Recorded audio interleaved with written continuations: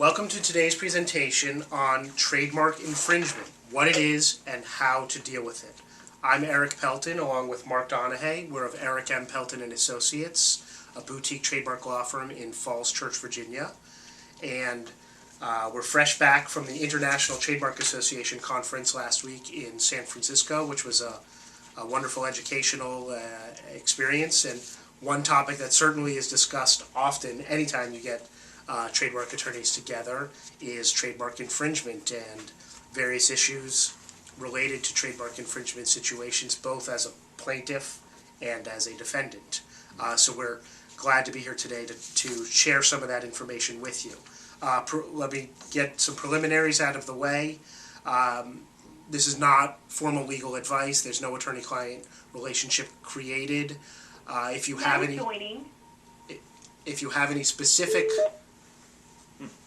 specific legal questions, we highly recommend that you contact an attorney to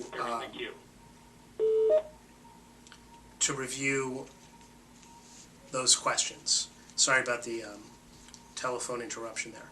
And if anybody just joined us, this is Eric Pelton, and we are beginning our presentation about trademark infringement, and we're glad you're with us today.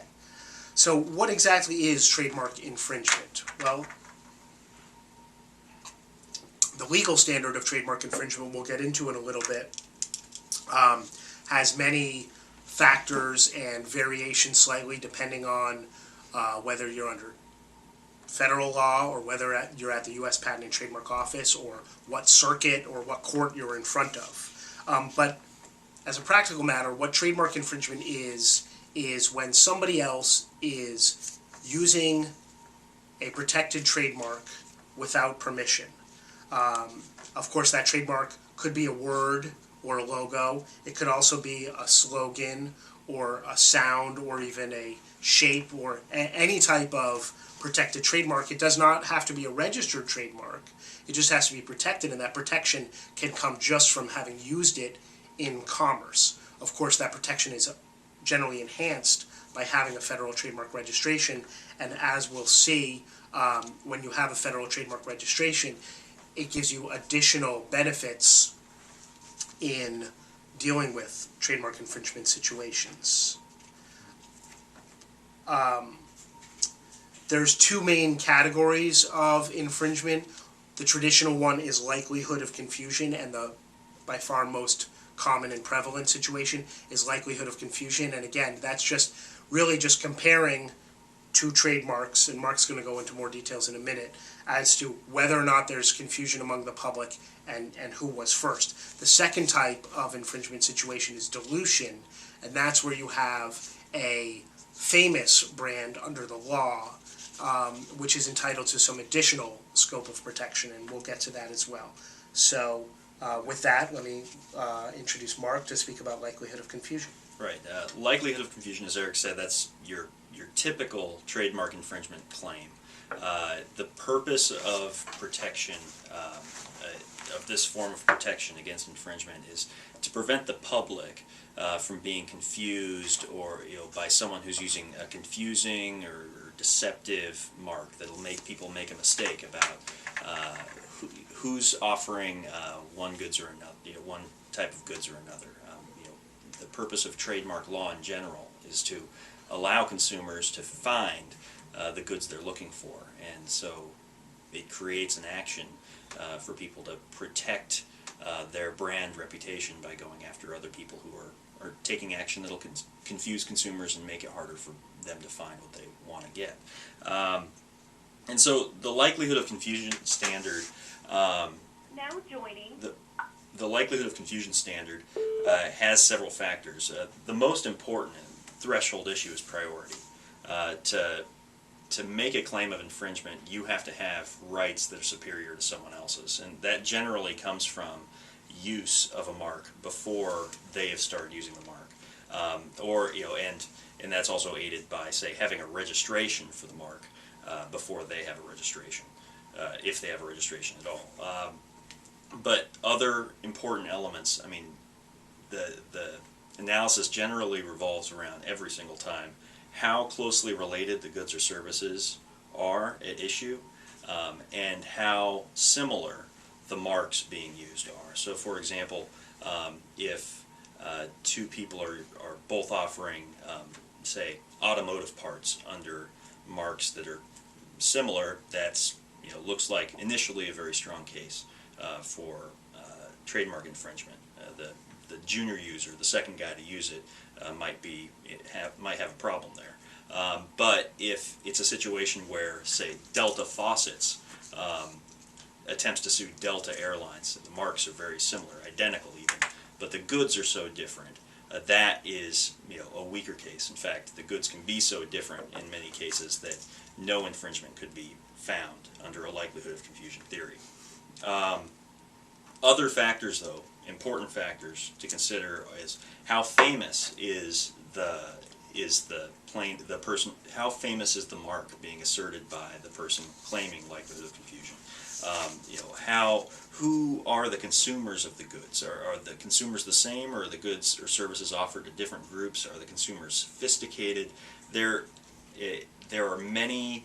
Once you get beyond those first factors, there are many different varieties of the test, and all the tests balance, more 10 or more different factors. And so it's often a very important thing to have, legal counsel who's got an intuition for these things and can compare one case to another to figure out how strong a claim is.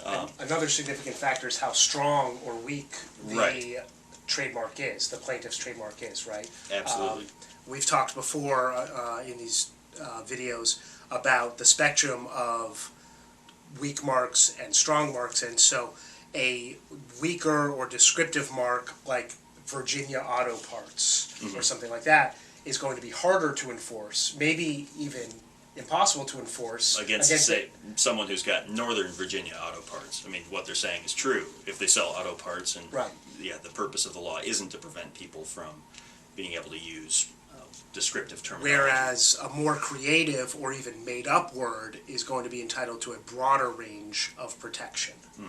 Absolutely. And then also when comparing marks, a lot of times when people call up, they'll point out that the two names are not identical. Maybe one has corporation or LLC on the end or some other very common wording, and really that has almost no legal significance. When you're comparing two marks, it's the most distinctive parts and the most memorable parts on consumers that are going to be the core of the analysis. So if you're comparing Polycom, which is the name on this phone, versus Polycom Telephone Company, the fact that the other brand has telephone company added onto the end of it is almost insignificant because that wording is so generic and so common. Absolutely. And and we've mentioned the benefits of, we've mentioned that it strengthens a case if you have a registration. A federal registration grants you many evidentiary presumptions when you go to enforce your mark. And it also entitles you to certain remedies like damages in some cases that wouldn't otherwise be available to you. But remedies in likelihood of confusion cases, will ways that you can assert your rights under a likelihood of confusion claim is you could oppose someone's trademark application, so prevent them from receiving a trademark registration that you believe is likely to be confused with yours. You could cancel an existing trademark registration if you've got superior rights to that. You can get an injunction that prevents them from using a confusingly similar mark on particular goods, or also prevents them from importing those goods into the country. And like we said, in some cases you can get damages, either from the profits they've made using the confusingly similar mark, or compensation for the damages that has caused you in, say, lost sales because people were confused. And then with a federal trademark registration, you may be entitled to some additional statutory damages or tripling of the damages. Or and recovering attorney's fees in exceptional cases. But there are defenses.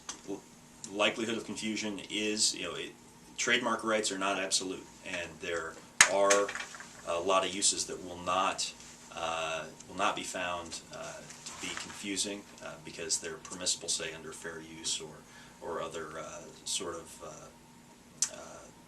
I guess, the uses that the public, that benefit the public, for example. But we can get into those further on in the discussion. Yeah, and we're going to talk now about dilution, and as with dilution, as with likelihood of confusion, there are no black and white tests, unfortunately. There is a lot of gray area in trademark law. There are a lot of balancing factors, a lot of possible defenses, and so it's very hard to give a quick impression or hypothetical as to whether or not two things equals an infringement or not, because there is such a variety of factors. I mean, some cases, yeah, you can feel stronger about them initially, but there's always a possibility that the underlying mark is weak or that priority is an issue, and many other gray factors. In dilution, in order to qualify for protection for dilution, a mark must be shown to be famous. And to be famous, it must be well known, throughout the country, really almost well known in the media. There must be media coverage. It must have a high volume of sales. A household name. Yeah. Yeah. Where, a great majority of people, if you refer to that name, know exactly what you're talking about. Regardless of geography, regardless of gender, regardless of age, marks that everyone knows. And you can probably think of some right now. But So the courts initially began to create this dilution protection, and then Congress enacted it into law, and it entitles brands that meet this level of fame, which is, out of all the brands in the country, a very, very small percentage, but out of all the very well-known brands, a much higher percentage.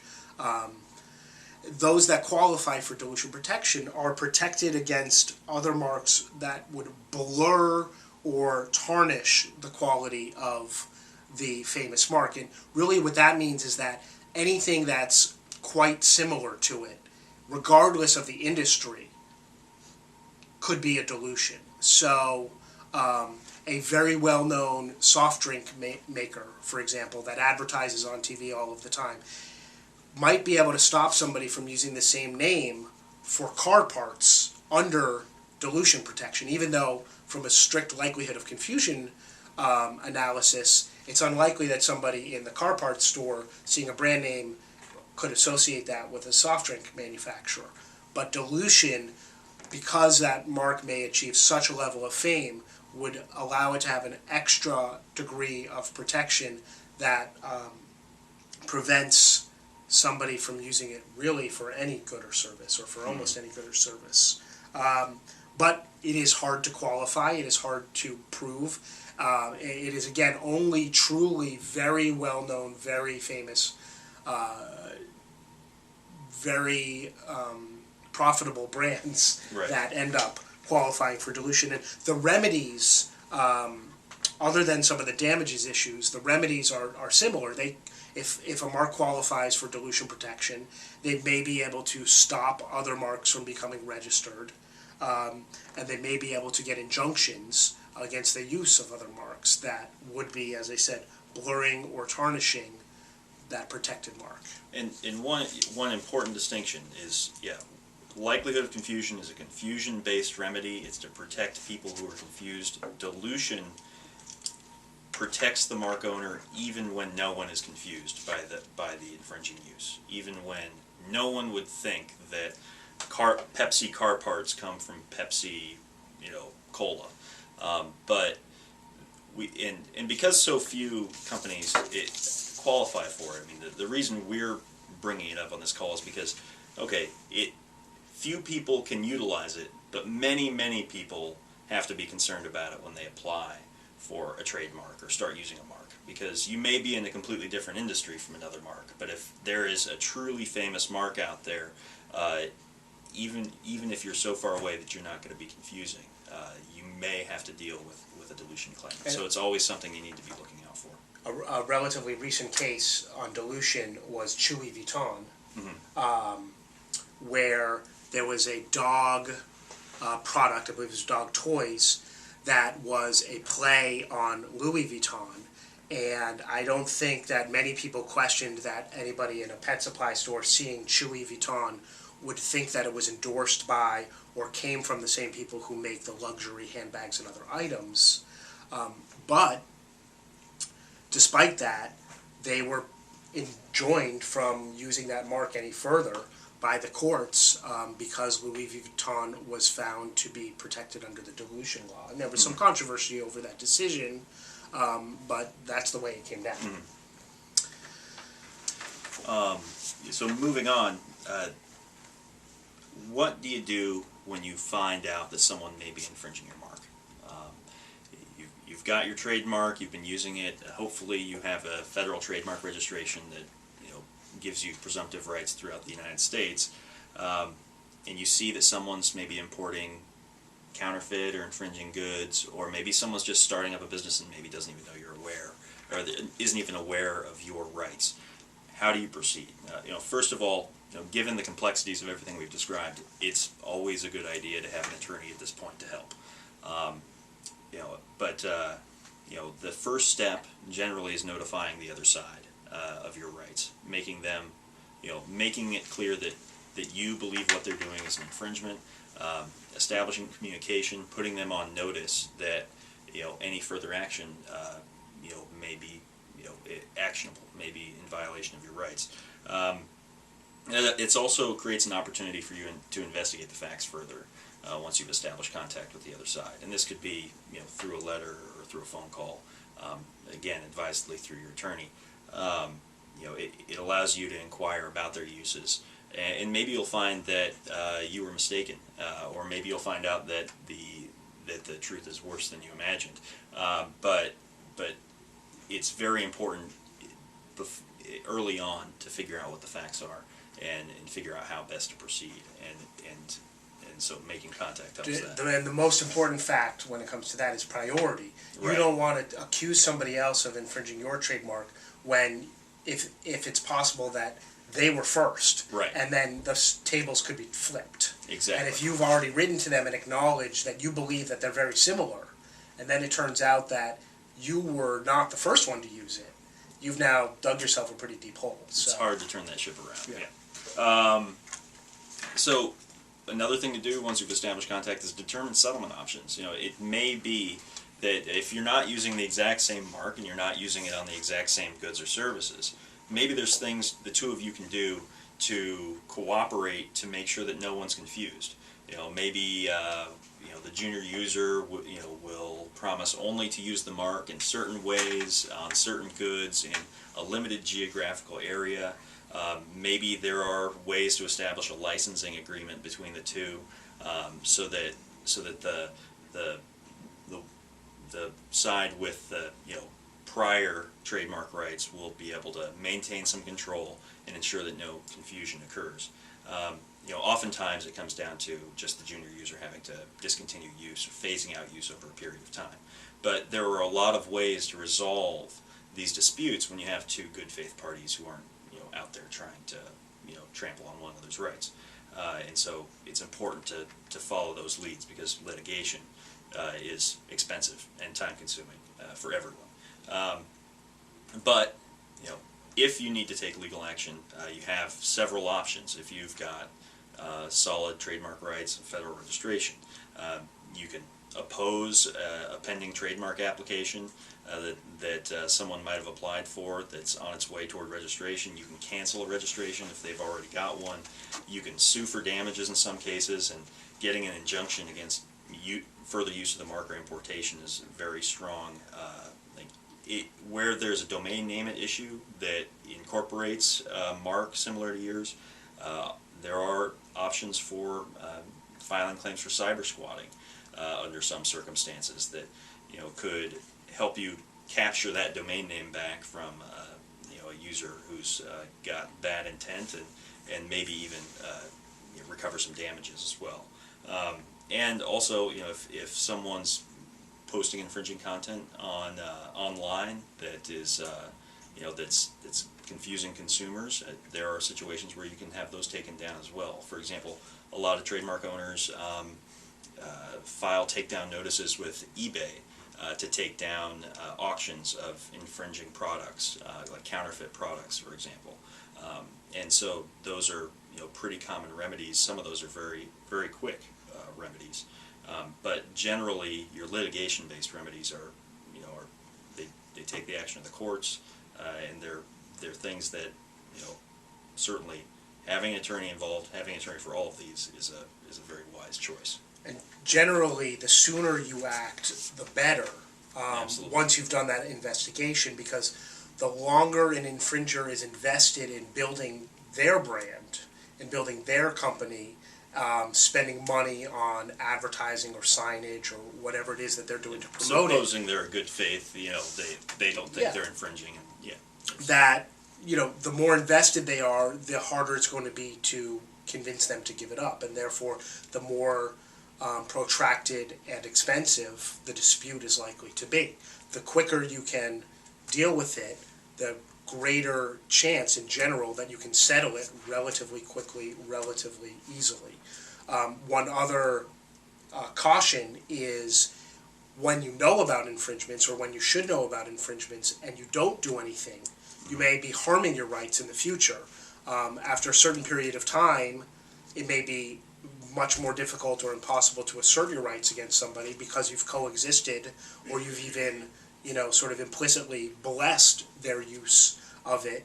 And also, if you allow one or two others to use something that's a little bit similar, and then, some others come along and they're a little bit, maybe a little bit more different, but they come along, and then all of a sudden you've got a handful of people that are using something similar to your trademark. It may be difficult to stop any of them or all of them, because they're all going to point towards each other and say that you've never policed your trademark in the past, and if these two aren't confusing, then how could those two be confusing, and so on and so forth. Snowballing problem. Yeah, snowball, exactly.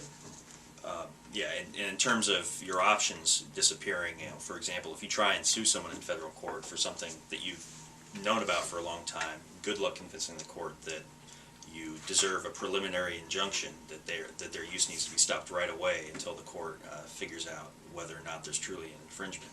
If you've permitted it for a number of years, the court's going to say, well, what's wrong with a couple of years more while we figure it out? There's a lot of reasons to take action swiftly. Consult an attorney. That too. Same thing on the flip side. If you've been accused of infringement, whether it's by a letter or by receiving a complaint or even a phone call, very advisable to talk to an attorney. There are a lot of options. Every case is unique, but the first thing you want to do is investigate the facts, evaluate how much merit the claim has, evaluate whether there are the same type of settlement opportunities that Mark discussed before.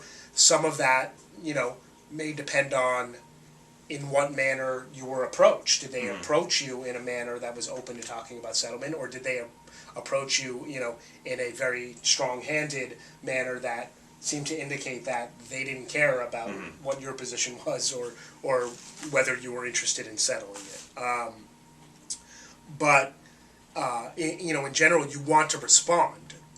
Because doing nothing is opening the door to a lawsuit, in my opinion.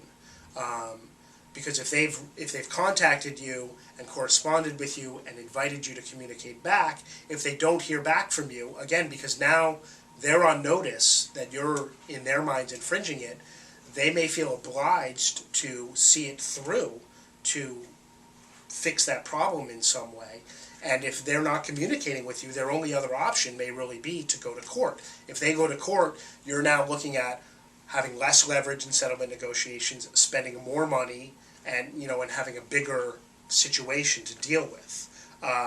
So whether you believe their claim has some merit that's worth discussing, or whether you believe it has no merit, it's almost always a good idea to respond, and to respond with the advice of counsel.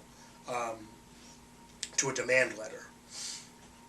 Of course, as we mentioned in the flip side, there are often many defenses that can be raised. Again, there's a lot of gray area, but getting sued for infringement doesn't mean that you are infringing it. It means that you have a difficult decision to make about how to defend it and how strong your case is and what the cost-benefit analysis is of defending it, and how that again comes down to how much is invested in this brand, and again why if you're a potential plaintiff you want to act quickly.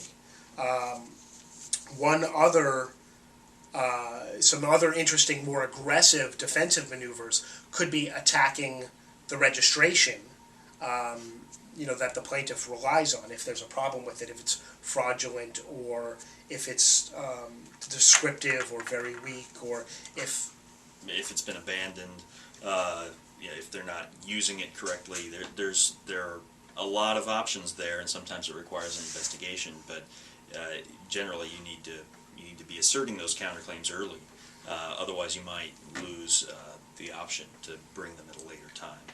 And another aggressive defense is if you receive a demand letter, there's a potential sometimes to actually be the initiator of the litigation to seek what's called a declaratory judgment of non-infringement.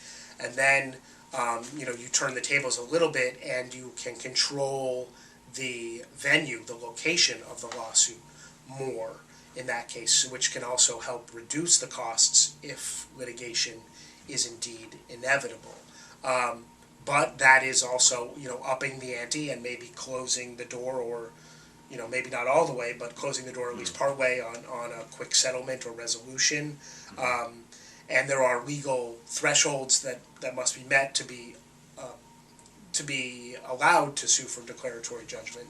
But that's something that defendants should consider.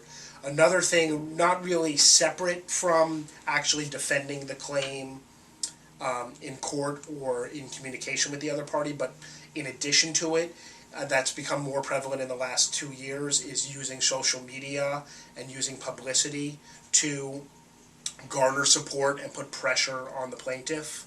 A well-known case of this was when North Face went after a teenage clothing company online called South Butt. That was essentially a parody of North Face. By getting some cheap or free media attention and thousands of social media followers within a matter of days, the teenager was able to put huge pressure on North Face to back off, basically, and to settle the matter relatively quickly and relatively harmlessly.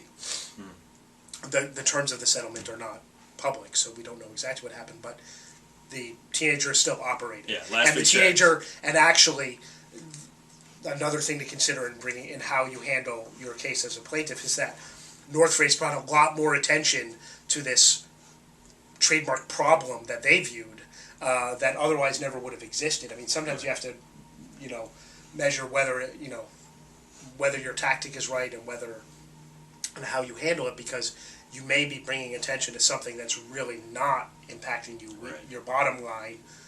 Of course, you have to worry about your legal protections as well. But you still have to do business, and you're still operating in a broader world, and you don't want to alienate customers. And yeah, it's trademark is all about reputation to start with, and you don't want to do anything in enforcing your trademarks that undermines the ultimate goal to start with. But well, should we do some questions before we wrap up? Why don't we wrap up and then take questions in case the questions don't work? All right.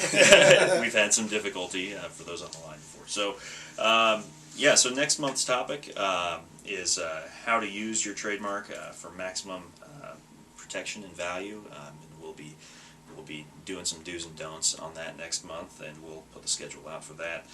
You can contact us.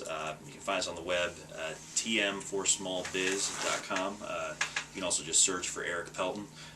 He'll come up pretty easily. We're also on Twitter, Facebook, and we've got a blog as well, ipelton at wordpress.com. And again, we want to emphasize, what we've talked about today is not specific legal advice. It may not apply to your specific situation if you've got a particular legal problem. We highly suggest seeking legal counsel to get a specific opinion for whatever issues you may have. And finally, this presentation's copyright Eric M. Pelton and Associates. PLLC, 2011.